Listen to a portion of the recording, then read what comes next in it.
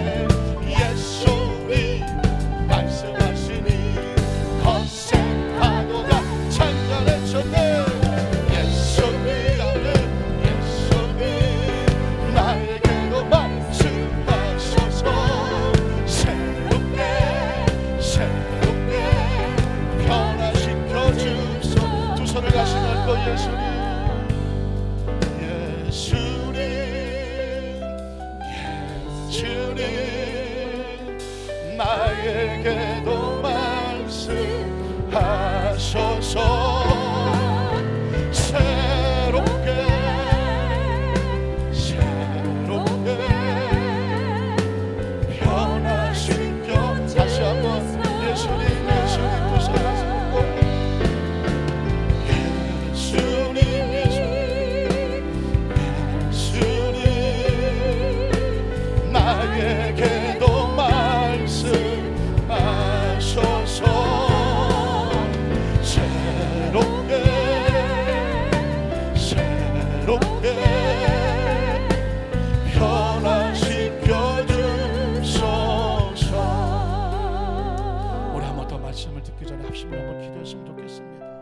이미 우리 가운데 하늘의 문이 열리고 하나님은 찬양 가운데 임재하신 것을 믿습니다.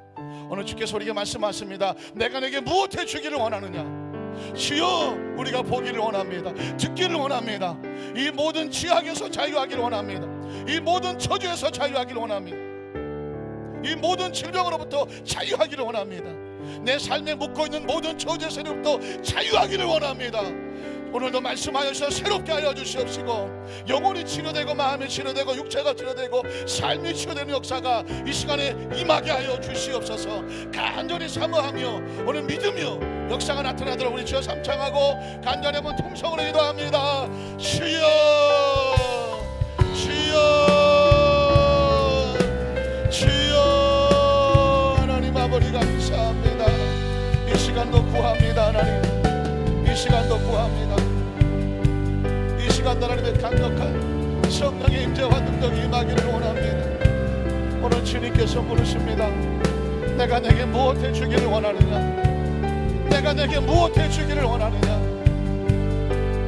주여, 오늘 이 시간에 우리 각자 가져온 문제를 가지고 보기를 원합니다.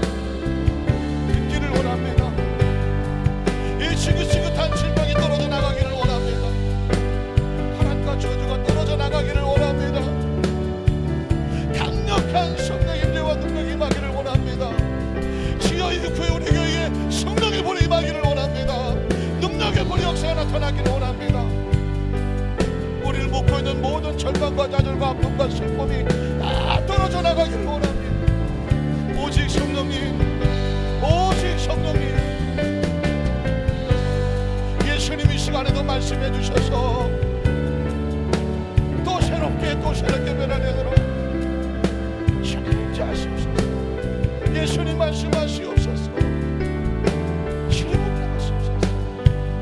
주님 충만하시옵소서. 주님의 임재가 이곳에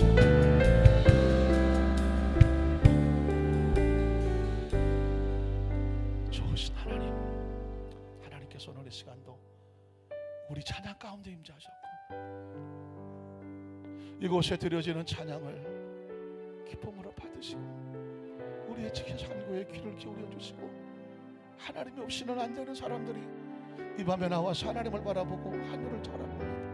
하늘을 여시고 하늘의 신령한 복과 땅에 기름진 것으로 임재하여 주시옵시고, 오늘 강력한 성령의 치유 역사 은총이 오늘 예배에 삼하는 손을마다 임하는 역사가 나타나게 도와주시옵소서. 한 사람도 그저왔다 거저가지 않게 도와주시옵시고, 병든 육체가 치료되게 도와주시고, 상한 마음이 치료되게 도와주시고, 회복되게 도와주시옵시며, 첫사랑의 열정이 뜨겁게 다시 일어나게 도와주시옵시고, 성령의 세례와 재충만이 임하도록 역사하여 주시옵소서. 질병이 떨어져 나가고 문제가 해결받고 지혜와 명철의 역사가 나타나고 마음에 자신감이 생기고 용기가 생기고 회복이 생기고 하나님께서 어떻게 하실지 비전이 생겨나는 그의 한 시간 되도록 오늘 주님께서 친히 주관하여 주시옵소서. 예수님 이름으로 간절히 축복하고 기도드리옵나이다. 아멘. 우리 앉으시면서 오늘 당신에게 기적이 일어납니다. 치료 역사가 나타납니다. 성령님이 함께 하십니다. 할렐루야. 한번 따라 하실까요? 하나님의 치료를 뭐 하지 마라, 방해하지 마라. 하나님의 치료를 방해하지 마라. 이런 제목으로 말씀 은혜를 나누길 원합니다. 아주 기본적인 질문이지만 예수님의 이름의 뜻을 기억하십니까? 아느냐고 묻지 않았어요. 기억하시느냐고 물었습니다. 다 아시겠지만 혹시 기억을 더듬어 보자는 것이죠. 예수님의 이름의 뜻이 뭘까요? 마태복음 1장 21절에 보니까 아들을 낳으려는 이름을 예수로 하라. 그 뜻은 뭘까요? 저가 자기 백성의 죄에서 그를 건져내시고 구원하신다라고 말했습니다. 예수님의 이름의 뜻은 뭐냐? 자기 백성을 죄에서 구원하신다는 뜻입니다. 구원자라는 뜻이죠. 예수님은 구원하시는 분입니다. 건져내시는 분이시죠. 그런데 그 죄라고 하는 것은 영혼의 죄뿐만 아니라 거기서만 건져낼 뿐만 아니라 육체의 상처, 아픔, 질병으로부터도 건져내시는 치료자라는 사실을 기억하시기를 주님의 이름으로 축원합니다. 예수님은 치료자이실 수밖에 없어요. 왜 그럴까요? 예수님은 생명입니다. 기억하십시오. 예수님은 생명입니다. 생명의 근원입니다. 생명의 본체입니다. 예수님이 땅에 오실 때 생명을 안고 오셨습니다. 그래서 병든 자를 보면 그 생명이 나갈 수밖에 없었습니다. 심지어 예수의 몸에 손을 대면 생명이 그 속에 들어갔습니다. 그리고 그 속에서 혈류의 근원이 마르기도 했었습니다. 예수님은 가는 곳곳마다 병든 자를 고치셨습니다. 자, 오늘 이 시간도 예수님의 이름을 부르는 곳에는 치료 역사가 나타납니다. 영혼이 치료되죠. 마음이 치료됩니다. 육체가 치료되고요, 삶이 치료됩니다. 그것을 우리는 전인구원이라고 말합니다. 영혼이 잘 되고 범사가 형통하고 강건하다, 생명을 때 풍성이 얻는 것이 바로 예수님의 이름입니다. 그런데 성경에 보면 예수님께서 가시는 곳마다 치료 역사만 나타나지 않았습니다. 안타깝게도 예수님의 치료를 방해하는 세력이 있었습니다. 세상에 이런 일이 있을 수 있을까요? 생명이 가는데, 빛이 가서 어둠을 물리치겠다고 하는데 빛이 오지 말라고, 우리는 어둠에 있는 게 좋다고 빛을 무시하고 빛을 가로막고 여전히 어둠에 묵게 하는 그런 세력들이 있었다는 것이죠. 얼마나 가슴 아픕니까? 우리는 먼저 하나님의 치료를 방해하지 말라는 제목을 가지고 첫 번째 말씀 뭐냐면, 예수님의 사역을 보면 언제 어느 때든지 치료를 쉬지 않으셨다는 거죠. 한번 따라 하실까요? 치유 사역을 쉬지 아니하시는 예수님. 성경을 읽다가 보면 예수님은 가시는 곳곳마다 말씀을 선포하지만 또 복음을 전파하고 가르치시지만 꼭 하시는 건 뭐냐? 병든 자를 치료하셨습니다.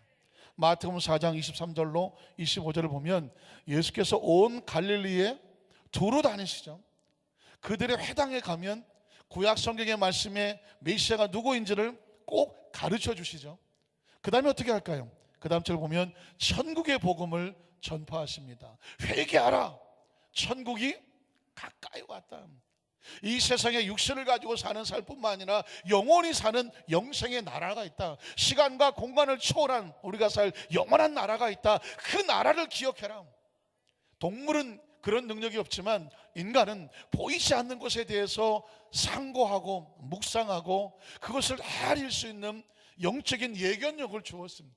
왜냐하면 인간만 영혼이 있기 때문에 그렇죠.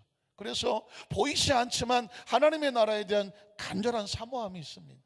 예수님이 오셔서 너희가 사모한 하나님의 나라가 바로 천국인데, 천국이 너희 가운데 왔으니 문을 두드리고 들어가서 천국 백성이 되라는 것입니다.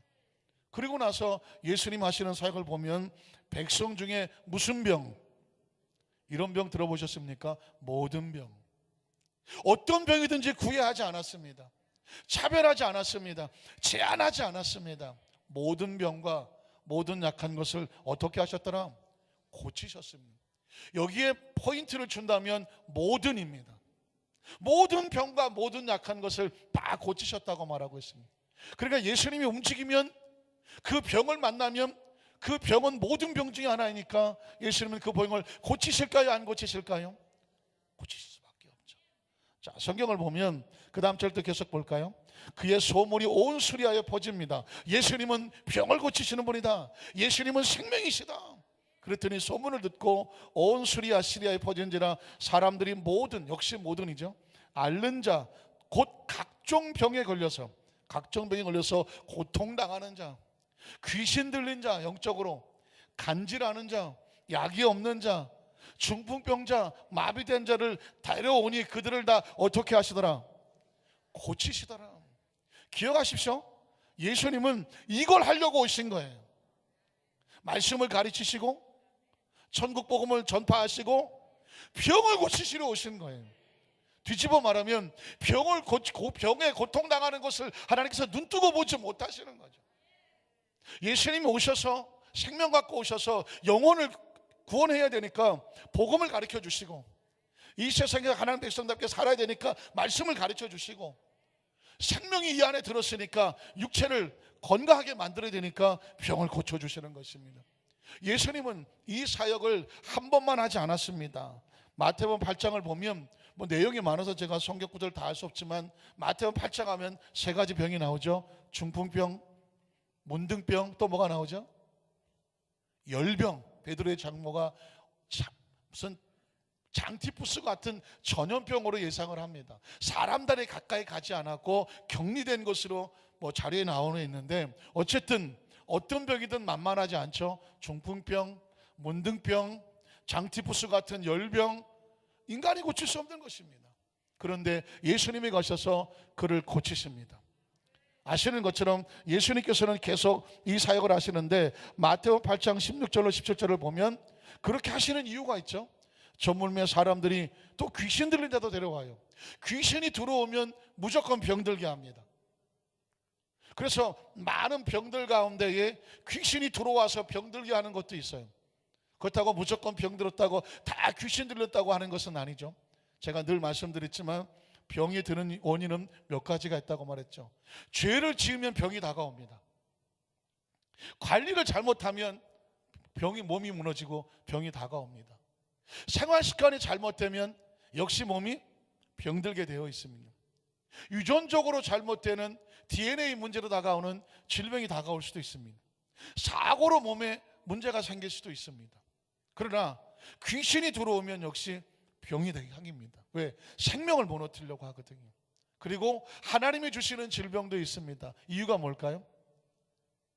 그의 잘못된 삶의 모습을 하나님께로 돌이켜올 수 있도록 기회를 주시려고 하는 연단과 훈련으로 병이 다가오기도 합니다. 원인을 알면 고칠 수 있게 되겠죠. 연단으로 다가온 것은 말씀에 순종하고 사명과 직분에 순종하고 하나님께 엎드리면 되는 거예요. 그러면 순종과 함께 질병은 떨어져 나갑니다. 순종했는데 안 떨어져 나간다? 이건 죄의 문제죠. 죄의 문제는 어떻게 하면 이 문제가 해결될까요? 죄를 회개하면. 그래서 여러분, 중풍병자가 왔을 때 예수님께서 소자에 안심하라, 네 제사함을 받았느니라. 죄를 사해야 병이 나가죠. 죄로 다가온 병은 아무리 약 먹어도 안 나요. 이건 수술해도 안 되는 거죠. 왜? 죄의 문제예요. 영적인 문제죠. 이 문제는 죄를 회개하면 질병은 저절로 고침을 받습니다. 생활 습관이 잘못된 건 생활 습관을 고쳐야죠. 어떻습니까? 또 사고를 잘못된 것은 그것을 다시 회복할 수 있는 안전한 방향으로 바꿔나가야 되죠. 귀신 들린 질병은 어떻게 해야 돼요? 귀신을 쫓아내야 되죠. 예수님께서 그래서 말 못하고 벙어리 된 아들을 놓고 예수 앞에 왔을 때에 말 못하게 하고 벙어리 되는 귀신아, 이 아이에게서 떠나가고 다시는 들어오지 말라, 영적으로 묶어야 되는 거죠. 그러니까 이 질병의 원인이 많아요. 그래서 함부로 병이 있는 환자를 향해서 이렇다 저렇다고 우리가 판단할 수는 없어요. 조심스럽게 중보 기도는 하지만 만약에 원인을 알게 된다면 원인을 제거해야 됩니다. 마찬가지죠. 오늘 귀신 들린 자들이 왜 예수님을 찾아옵니까? 귀신은 4차원적인 세력이라 약으로 안 돼요. 혹시 귀신 들린 사람을 정신병원에 데려가면 어떻게 하는지 아십니까? 계속 약간 정신이 몽롱한 그런 약만 먹입니다. 그래서 일반적인 생활을 할 수 없도록 만들어요. 이거는 약으로 되는 게 아니에요. 귀신이 쫓겨 나가야 되는 것입니다. 자, 귀신 들린 자들이 예수님 앞에 데리고 온다고 말했습니다. 예수께 데리고 오늘 어떻게 됐습니까? 예수께서 무엇을 고칩니까? 기억하십시오. 말씀으로 고칩니다. 한번 따라하실까요? 예수님은 말씀으로 귀신들을 쫓아내셨다. 하나님의 말씀이 선포되면요, 귀신이 떨어져 나갑니다. 기억하셔야 돼요. 귀신 들린 자가 예배 가운데 만약에 혹시 들어오게 되잖아요. 하나님의 말씀이 선포되면 귀신은 귀를 막고 도망갑니다. 예수 이름을 높이면 귀를 막고 도망갑니다. 찬양이 시작되면요, 귀를 막고 도망갑니다. 우상을 숭배하고 귀신과 함께 있던 사람이 처음 전도받아서 교회 와서 앉아있으면 정신을 못 차립니다. 찬양하죠. 막 기도하죠. 막 통성 기도하죠. 또 여러분의 다른 목사처럼 할렐루야 하죠. 막 그냥 난리를 치죠. 그럼 어떻게 될까요? 성가대 막 찬양하죠. 막 통성 기도하죠. 어떻게 될까요? 이게 여러분 보시기에는 어떻게 들립니까? 이게 다 영적인 파워예요. 영적인 힘이에요. 그러니 다른 사람, 우리는 늘 평안하게 느끼지만 귀신은 이걸 못 견뎌요. 좀 조용히 해요. 나 시끄러워서 못 있겠네. 시끄러워서 못 있어요. 왜? 영적으로 눌리고 가슴이 두근거리고 막 벌렁벌렁하고 진땀이 나고 머리가 어지럽고 막 깨질 것 같고 못 앉아 있어요. 왜 그런지 아십니까? 성령의 강한 인재가 있으면 귀신의 세력은 한 길로 왔으나 7길로 도망갈 수밖에 없어요. 믿으십니까? 그래서 여러분, 말씀이 선포될 때는요, 하나님의 역사가 나타나면 귀신은 떨어져 나간다. 말씀이 선포될 때는요, 질병도 떨어져 나가요. 기억하십니까? 베드로가 고넬료 집에서 말씀을 선포할 때에 무슨 말씀이겠습니까? 예수가 그리스도다. 그가 십자가에 달렸으나 장사한 지 3일 만에 다시 부활하셨다. 누구든지 저를 믿는 자마다 멸망치 않고 구원 얻는다. 복음을 선포했죠. 그랬더니 그 집에 성령의 세례가 임했어. 이방인의 집에 말씀을 선포하니까 성령의 세례가 임해요. 말씀을 듣기만 해도 성령의 세례가 임합니다. 바울이 말씀을 증거할 때 보니까 구원받을 만한 믿음, 치료받을 만한 믿음이 보였어. 그곳에서 내 믿음대로 되라고 말씀을 선포하니까 말씀 듣다가 질병이 고침을 받아요. 예수님께서 귀신을 쫓아낼 때 어떤 의식을 항한 것이 아닙니다. 말씀으로 병을 고치는 거예요. 이 자리는 치료 역사가 나타납니다. 성령의 불의 역사가 나타납니다. 믿으십니까? 예수님께서 가는 곳마다 말씀으로 병든들 고치시는 이유가 뭘까요? 그 다음 절을 보면 이렇게 말하죠. 이런 선지자 이사야를 통하여서 하신 말씀이 우리 연약한 것을 친히 모아시고 담당하시고. 우리의 질병을 누가 담당하신다? 예수님이 담당하시고. 우리의 병을 누가 짊어져 주신다? 예수님이 짊어져 주신다는 것을 어떻게 해야 돼요? 완성해야 되죠. 약속했으니까 책임을 지셔야지. 예수님께서 우리 병을 고쳐주는 것은 하나님의 약속을 뭐 하시는 거다? 책임져 주시는 거죠. 그러니까 우리는 예수님의 이름으로 나아야 되죠. 나을 수밖에 없죠. 낫습니다. 이유는 뭐냐? 제가 믿음이 부족해서가 아니라 그분이 책임을 지시기 때문이에요. 그래서 여러분, 성경은 저가 채찍에 맞음으로 말미암아 너희가 나음을 입었다고 말하고 있습니다. 이게 우리 속에 들어와서, 내 안에 들어와서 입술로 고백이 돼야 돼요. 설마. 아니, 이 병이 얼마나 무서운 병인데, 이게 얼마나 과학적으로, 의학적으로 보고 생리학적으로, 인체학적으로 볼 때에 이게 쉽게 나을 수 없는 병인데 예수님이 어떻게 이걸 낫게 하실까? 예수님이 책임을 지셨다고 말했습니다. 저가 채찍에 맞으면 너희가 이미 나음을 입었다고 말씀했습니다. 여러분, 마태복음 9장 6절로 8절에도 보면 그러나 인자가 세상에서 죄를 사하는 권능이 있어요. 여러분, 인간의 죄를 사할 수 있는 것은 누구밖에 없을까요? 하나님밖에 없어요. 이 이야기는 뭐냐? 예수님이 죄를 사했다는 얘기는 예수님은 육신의 몸을 땅에 입고 오셨지만 하나님의 아들이요, 그분은 하나님이라는 거죠. 하나님께서 죄를 사하는 권능을 가진 줄을 너희로 알게 하려 하노라 하시고, 죄만 사하는 것이 아니라 중풍병자에게 뭐 하시되? 말씀하시되 일어나는 침상을 가지고 집으로 가라 하시니 어떻게 됐을까요? 그가 일어났죠. 무엇에 의지해서? 말씀에 의지해서 일어났죠. 그리고 집으로 돌아갔습니다. 무리가 보고 뭐합니까? 두려워하죠. 무슨 권능? 이런 권능을 사람에게 주신 하나님께 영광을 돌리더라. 그들은 예수님이 하나님의 권능을 받은 사람이라고 생각했죠. 아닙니다. 예수님은 말씀 자체였고 생명 자체였으며 그런 치료 자체였으며 하나님이셨습니다. 그 이야기를 하는 것입니다. 기억하십시오. 예수님은요, 제가 시간 관계상 요거밖에 못 뵀지만 성경 펼치면 그냥 예수님이 치유 사역은 뭐 말씀 좀 하시나 그러면 병을 고치시고, 뭐 비유로 좀 말씀하시나 또 병을 고치시고, 오병이어 기적을 좀 행하시나 했더니 또 병을 고치시고, 뭐 무리를 좀 걸어가시나 했더니 또 귀신 쫓아내시고. 예수님은 생명을 살리려고 하신 분이에요. 이 이야기는 뭐냐? 오늘도 주님은 어제나 오늘이나 영원토록 동일하시게 지금도 치료 역사가 우리 가운데 임하는 겁니다. 두 번째로, 예수님께서는 그래서 치료 사역을 쉬지 않으신 예수님께서는 제자들에게도 너희도 병을 고쳐라. 한번 따라 하실까요? 너희도 병을 고쳐라. 귀신을 쫓아내라. 병든 자를 고쳐라. 믿으십니까? 예수님은 제자들에게도 치유 사역을 명령하셨습니다. 예수님이 지금 안 계신다고 할지라도 세상 끝날까지 우리와 함께 하시는데 성령으로 함께 계시고 말씀으로 함께 하시고 약속으로 함께 하시죠. 말씀은 약속입니다. 말씀을 왜 듣습니까? 하나님의 약속이니까. 말씀을 왜 믿습니까? 하나님의 약속이니까. 약속은 믿어주면 믿는 자에게 약속의 내용이 응답되는 줄로 믿습니다. 자, 예수님께서 마태복음 9장 35절로 38절에 보면 제자들에게 치유 사역을 명령하십니다. 예수께서 모든 도시와 마을에 두루 다니시며 그들의 회당에서 또 가르치죠. 움직이면 가르치고 움직이면 복음을 전파하시죠. 그 다음 절을 보면 천국 복음을 전파하시며 모든 병과 모든 약한 것을 다 고치셨어요. 자, 그 다음 절을 보면 무리를 보시고 불쌍히 여겨. 예수님께서 왜 병든 자를 고쳐주시느냐? 어떻게 여기세요? 불쌍히 여겨. 저는 이 심정을 알 것 같아요.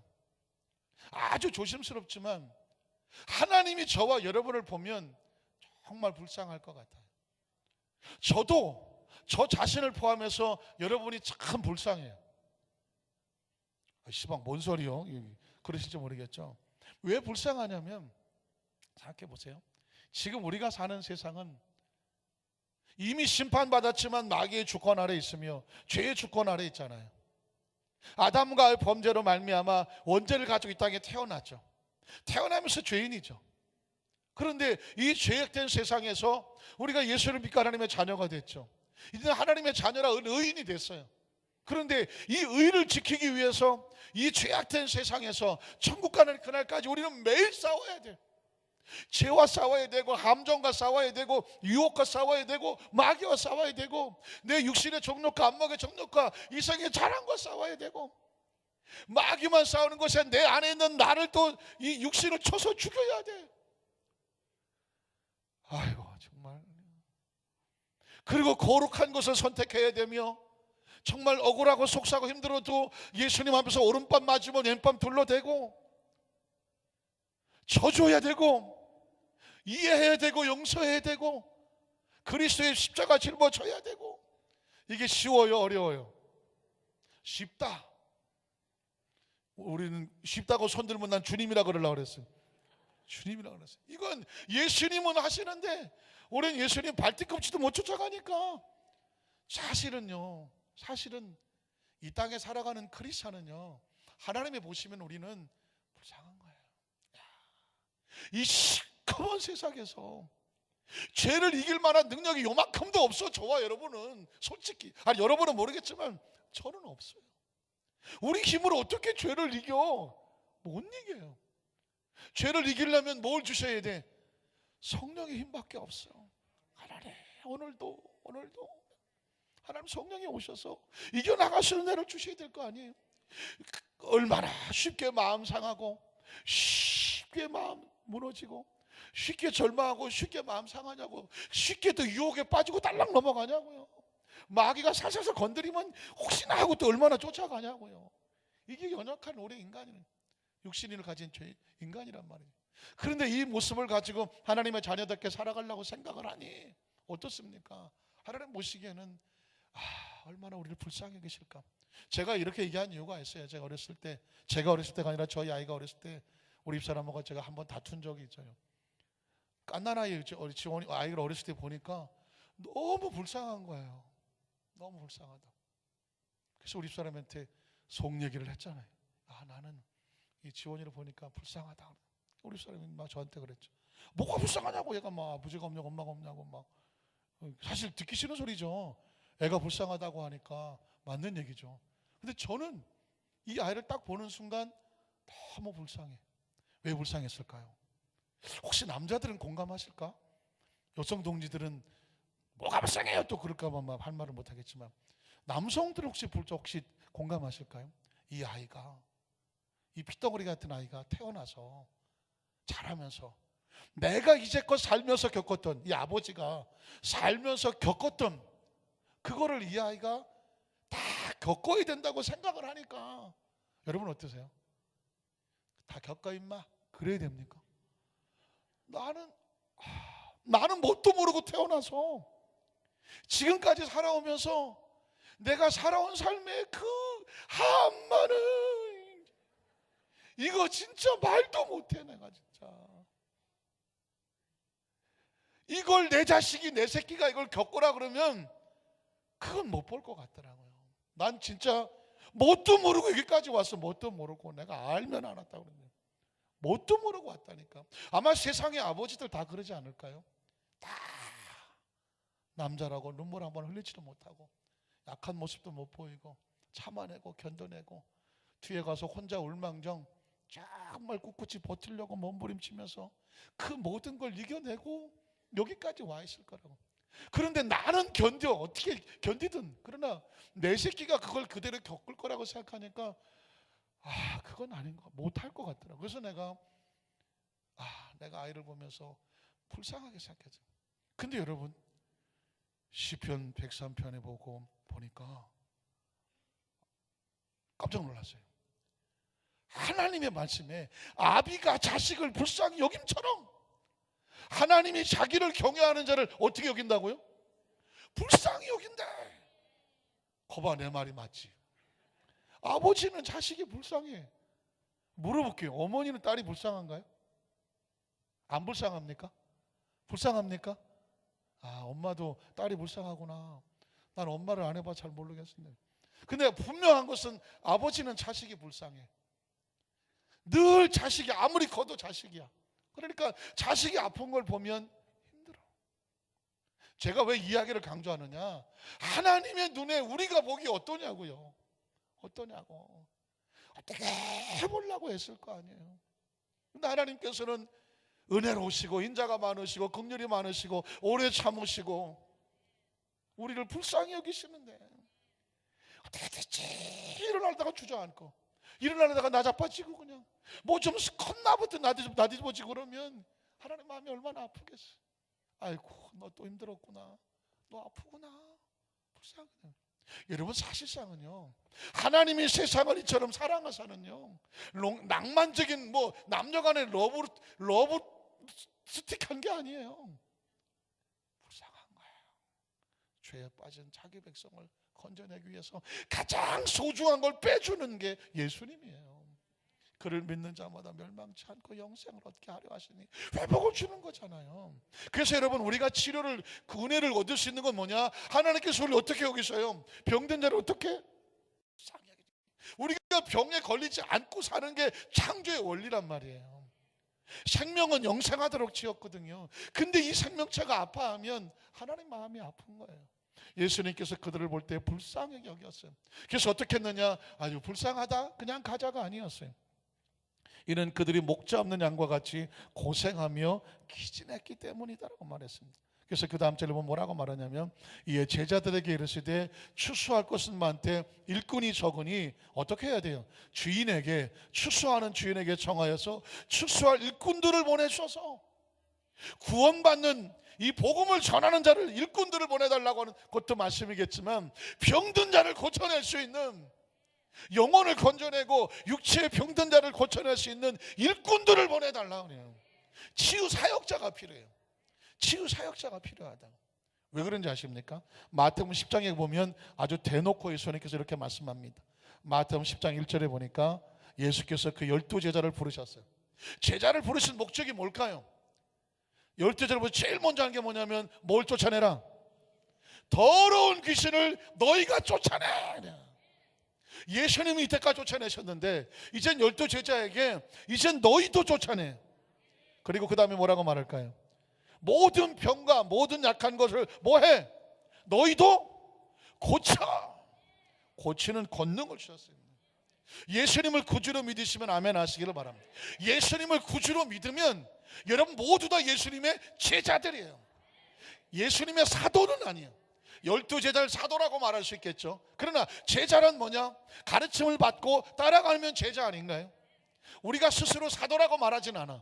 그러나 예수님을 따라가는 크리스찬이잖아요. 예수 이름의 권세와 능력이 있잖아요. 예수 이름을 믿습니다.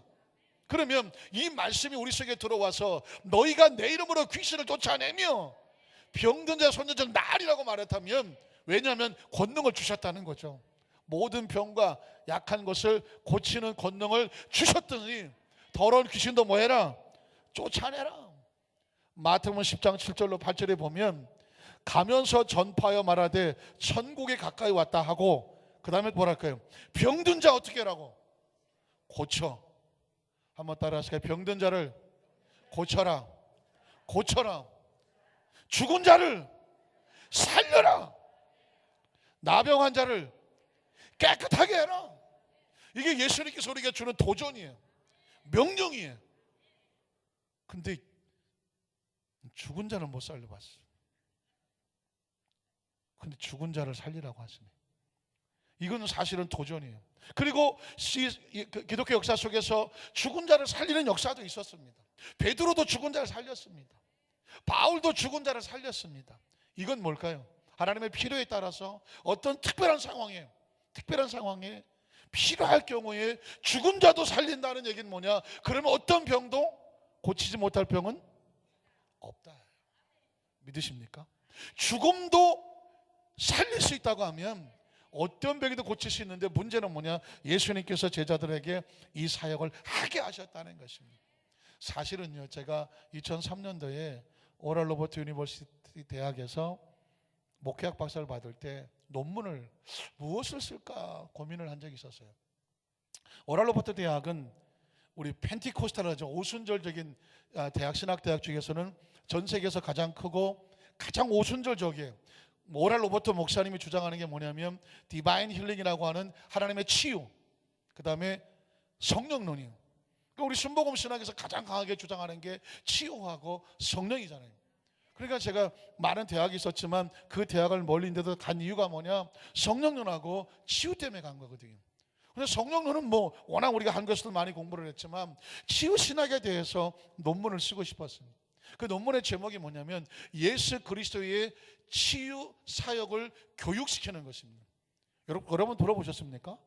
오늘 성경이 조금 눈치를 채셨겠지만 예수님만 치유 사역을 한 것이 아니라 제자들에게 치유 사역을 교육시켰습니다. 너희도 병을 고쳐. 그 다음에 어떻게 했냐면 가서 병을 고쳤는데 되는 것도 있고 안 되는 것도 있어. 그럼 다시 와. 그러면 예수님께서 다시 교육시켜. 그리고 다시 보내. 그래서 예수님께서 승천하시고 난 다음에 그 제자들에게 예수 이름으로 이 치유 사역이 계속 이어져 나가도록 주님께서는 이미 교육시키고 훈련시키고 이 사역이 나가도록 만들었습니다. 그래서 제가 베데스다 대학교에서 학생들을 데리고 훈련을 했어요. 교육 과정을 하기 전에 학생들이 설문조사를 하고 교육을 14주 동안 하고 난 다음에 설문조사를 했어요. 교육을 시키고 나고 물론 찬양하고 기도하고 그 치유 사역에 대한 교육을 강의를 하고 났더니 치유에 대한 믿음이 완전히 달라져요. 만약에 처음에 예수님이 병을 고친다고 믿습니까? 각 교단에서 왔기 때문에 뭐 믿는다 안 믿는다 한 20% 10%. 그런데 교육을 받고 나면 80% 90%가 예수님의 이름으로 병이 낫는 것을 믿습니다, 고치는 것을 믿습니다라고 하는 믿음이 생겨나. 사실은 제가 여기에 대한 논문을 쓰고 그 프로그램을 만들고 해서 논문을 만들었는데, 언젠가는 제가 이걸 꼭 하고 싶었어요. 제가 처음에 와서 우리 장로님들한테 이걸 하고 싶다. 그런데 이게 그냥 되지는 않아요. 믿음이 필요해요. 그 교육을 받고, 예를 들어서 뭐 12명이 12명 교육을 받고, 그리고 전심으로 정말 하나님께서 나를 통제하고 지배해서 우리를 통해서 예수 이름으로 치유사역이 나타나기를 내가 원합니다. 그 기도하고 준비하고 마음이 하나가 돼야 돼요. 그래서 예수님이 전적으로 움직일 수 있도록 우리가 병든 자를 만나서 같이 기도하면 우리가 고치는 것이 아니라 누가 고치세요? 그 우리의 믿음을 통해서 예수님의 역사가 나타나서 치료 역사가 나타날 줄로 믿습니다. 제가 강단에서 끊임없이 치유 사역을 말씀을 전하기도 하고 또 제 사역 속에 치유 역사가 나타나기도 하는 이유는 뭐냐? 치유를 원하기 때문에 그래요. 제가 치유를 간절히 사모하기 때문에 그래요. 저 자신이 치유를 많이 경험했기 때문에 그래요. 또 주님께서 이렇게 치유를 원하신다는 걸 알기 때문에 그래요. 또 주님께서 우리를 통해서 치유가 계속 나타나기를 원하신다는 걸 알기 때문에 그래요. 또 예수님이 생명이라는 것이 계속 고백돼야 돼요. 계속 인식돼야 돼요. 계속 선포돼야 돼요. 간증이 들었든 안 들었든 간증이 계속 고백이 돼야 돼요. 아는 간증이든 모르는 간증이든 그 간증의 주체는 누굴까요? 예수님. 예수님은 지금도 병을 고치신다. 여러분, 성경의 내용에 나오는 예수를 고친 병은 딱 고정되어 있잖아요, 현재. 왜냐하면 성경에 고정되어 있기 때문에. 그러나 그 외의 모든 병도 예수님의 이름으로 여전히 지금도 고쳐지는 줄로 믿습니다. 그러니까 어떻게 해야 돼요? 우리는 끊임없이 예배 가운데, 말씀 가운데 치유, 찬양 가운데 치유, 기도 가운데 치유, 치유를 원하고 구하고 우리가 준비하고 기도하는 가운데에 저는 우리 교회 성도들이 모두 다 치유를 받기도 체험하기도 하지만 나아가서 여러분이 예수님 손을 얻으면 병을 고치는 역사가 나타나기를 주님의 이름으로 축원합니다. 왜냐하면 예수님께서 원하시는 것이거든. 그걸 해야 되는 것입니다. 자, 그러면 세 번째로 뭐냐면 누가 예수님의 치유 사역을 방해한단 말입니까? 누가 감히 예수님의 치유 사역을 방해할까요? 오늘 성경 본문에 보면 기가 막힌 장면이 나옵니다. 마태복음 13장 53절로 57절을 보면 예수께서 마태복음 13장은요 천국에 대한 비유가 있죠. 뭐 씨 뿌리는 비유, 또 그물 비유, 비유가 많이 나와요. 자, 비유를 마쳤어요. 그곳을 떠났습니다. 그리고 어디로 가셨을까요? 고향으로 돌아갔습니다. 고향이라는 단어에도 밑줄을 그셔야 돼요. 예수님께서 고향을 찾아가셨습니다. 고향이란 뭘까요? 어려서 자라난 곳, 어려서 나의 모든 모습을 아는 사람들이 다 같이 있는 곳. 예수님께서 왜 그 고향을 가셨을지는 모르겠어요. 아마도 그곳에 필요한 어떤 일이 있을 수 있겠고 치유 사역을 하러 가셨을 수도 있어요. 그런데 생각지 못한 일을 만납니다. 고향으로 돌아가서 그들에게 역시 회당에서 가르치시니 그들이 놀라 이르되 이렇게 말합니다. 이 사람의 이 지혜와 이런 능력이 어디서 났느냐? 좋은 의미에서 놀란 게 아니에요. 예수님께서 말씀을 전파하시니까 와, 좋은 의미에서 놀란 게 아니라 어쭈구리였어요. 아, 이게 뭐야 이거? 아니, 이 사람이 어떻게 이런 얘기를 할 수가 있지?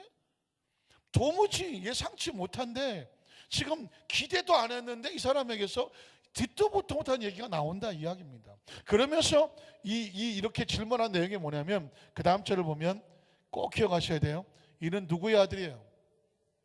목수의 아들인데? 쉽게 얘기해서 이 사람은 배운 것도 없는데, 뭐 집안이 뛰어난 것도 아닌데, 무슨 학자의 집안도 아닌데, 무슨 바리새인 서기관 뭐 이것도 아닌데, 뭐야 이 사람 하면서 예수님을 무시하기 시작하죠. 중요합니다. 하나님의 능력의 역사가 나타나야 되는데 이 사람들은 지금 예수님을 하나님의 아들로 보지 아니하고 누구의 아들로 보죠? 목수의 아들로 봅니다. 요셉의 아들로 봅니다. 심지어 그의 어머니는 누구예요? 마리아. 그 어렸을 때 그 동네에서 조그만 그 찌끈한 그 하던 그 마리아, 그 요셉의 곁에 시집 갔다는 그 마리아, 시집 가기 전부터 배가 불렀다는 그 마리아. 마을 사람들이 지금 얘기를 하는 겁니다. 그 마리아, 그 형제들은 야고보, 요셉, 시몬, 유다라 하지 않느냐? 야고보, 요셉, 그 다 우리 친구들, 아니 뭐 아들 친구들. 보십시오. 갑자기 분위기가 무슨 얘기가 됩니까? 동네 이야기가 돼버리고 맙니다. 자, 그 다음 절 보면 뭐라고 말할까요? 그 누이들은 다 시집가고 해서 우리와 같이 있지 아니하냐. 그런즉 이 사람의 모든 것이 어디서 났느냐는 것입니다. 이런 걸 배울 뜻도 없고 이 사람이 배우는 걸 본 적이 없는데 어디서 이런 얘기를 하는지 이건 아무래도 수상하다는 것입니다. 믿을 수 없다는 것입니다. 인정할 수 없다는 것입니다. 자, 인정할 수 없다는 얘기를 들었습니다. 하나님의 역사는 인정하지 않으면 나타날까요? 나타나지 않을까요? 나타나지 않아요. 아주 중요한 것입니다. 믿음이 없이는 하나님을 기쁘시게 하지 못한다. 하나님께 나아가는 자는 반드시 가 살아계신 것과 자기를 찾는 자들에게 무엇을 주신다? 상을 주신다는 걸 뭐 해야 돼요? 믿어야 할지니라고 말했습니다. 하나님의 치유 역사가 나타나려면, 예수님의 치유 역사가 나타나려면 그가 하나님의 아들이다, 목수의 아들이 아니다, 마리아의 아들이 아니다, 이 동네 누구 친구가 아니다. 이 인식에서 벗어나서 하나님의 아들이라는 신앙의 고백이 나와요. 다시 말해서 사람이 보이면 안 돼. 누가 보여야 돼? 하나님이 보여야 돼. 하나님의 역사는 하나님이 보여야 돼. 믿으십니까? 이 사람들은 지금 하나님이 보이지 않아요. 목수의 아들만 보여요. 마리아의 아들만 보여요. 자기들 그 누이 동생 뭐 친구 뭐 이렇게밖에 안 보여요. 자, 그래서 그 다음 절 보면 뭐라고 말할까요? 예수를 뭐 하죠? 배척합니다. 여러분, 남의 이야기 아닙니다. 제가 이게 남의 이야기면 지금 이 시간에 이렇게 얘기할 이유가 없어요. 다른 동네 이야기면 얘기 안 해요. 우리 이야기예요. 예수를 배척합니다. 그랬더니 예수께서 그들에게 말씀하시되 이렇게 말하죠. 선지자가 자기 고향과 자기 집 외에는 존경을 받지 않음이 없느니라. 자기의 살아온 인간적인 모든 걸 다 알기 때문에 그 사람을 보는 순간에 그 배우의 하나님을 보지 못하고 아유 저 옛날에 나하고 뭐 아유 그랬잖아. 사람이 보입니다. 그러니 그 사람을 보니까 하나님이 보이질 않아요. 그래서 예수님이 어떻게 하셨을까요? 그 다음에 보면 어떻게 됐냐고. 참나. 58절까지인데 58절 뭐라고 되어 있나요? 예수님께서 자기를 믿지 아니함으로 어떻게 했어요? 그 마을을 떠나고 많은 능력을 행하지 않았다고. 여러분, 전 목회를 하면서 이 치유사역을 하면서 우리 성도들에게 절대로 하나님의 치유를 기대하거든 사람을 보지 마라. 환경을 보지 마라. 여건을 보지 마라. 아주 조심스럽지만 오늘 밤에 하나님 역사가 나타나길 원하면 강단에 서 있는 김윤 목사의 얼굴도 보지 마라. 얼굴 보지 마라. 제 자신을 아주 여러분의 시각에서 지워버리라. 이 강단에서 하나님의 말씀만 보아라. 말씀만 들으라는 것입니다. 왜냐하면 혹시라도 제가 여러분이 이게 하나님 역사가 나타나는 것을 저로 인해서 가리워질까 봐 제 말투도 보지 마라. 어느 말씨를 쓰는지도 보지 마라. 제가 뭐 몇 살인지도 보지 마라. 어떻게 생겼는지도 보지 마라. 오로지 뭐만 들어라? 하나님의 말씀만 들어라. 어떤 사람은 저를 보면서 아주 좋은 모습, 마음이 있을 수 있는 분도 있어요. 어떤 분은 제가 이 자리에 섰는데 혹시 좀 마음이 불편하실 분도 있어요. 이 이야기는 뭐냐? 그 어떤 것도 하나님의 역사가 나타나는데 방해되면 안 된다. 방해되면 안 된다는 얘기죠. 그러니까 하나님께서 여러분의 역사를 하는데 중간에 사람이 방해되면 안 되죠. 그러니까 예수님이 목수의 아들이라는 것 때문에 그 마을 사람들은 하나님의 생명이 왔는데 목수의 아들이 뭘 하겠느냐? 받아들이지 아니함으로 말미암아 치유 역사가 나타나지 않았어요. 무슨 말인지 아셨습니까? 그러나 한 여인은 예수님이 옷가에 손만 놔도 날 거라고 생각했어요. 예수의 옷가가 뭐가 대단하겠어요? 목수의 아들이 입은 옷이 뭐가 대단하겠느냐고요.